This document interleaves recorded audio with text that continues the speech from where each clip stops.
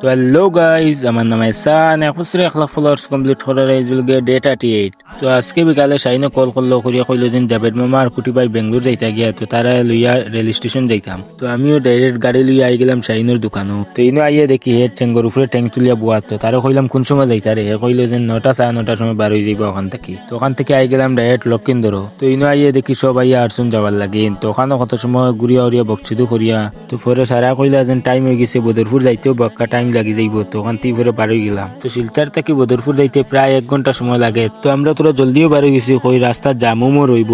তো বেদান সময় গাড়ি চালাইয়া আই গেলাম বদরপুর রেলওয়ে স্টেশনও। তো গাড়িতেই নামিয়া বেগুক লইয়া আই গেলাম স্টেশনের ভিতরে। তো ভিতরে আইয়া দেখি আবার ট্রেনও আইসি না। তো কত সময় তারা লোক গফুফ করিয়া ফটো উঠাইয়া, তো আখটাও দেখি পরে ট্রেন আই গেছে। তো ওখান থেকে তারা উঠাইয়া দিলাইলাম ট্রেনও। তো তারা ট্রেনও উঠাইয়া দিয়া স্টেশনের বারে আইয়া দেখি চার দোকান। তো কই ওখান থেকে সবে চা খাইলে যাবো, বেজান জায়গা রানিং করতাম। তো ওখান থেকে চাও খাইয়া বার হয়ে গেলাম, এখন ঘরে যাওয়ার লাগিল। তো আজকের ব্লগটা এখনো শেষ। ভিডিওটা ভালো লাগলে লাইক করিও, ফলো করিও, শেয়ার করিও।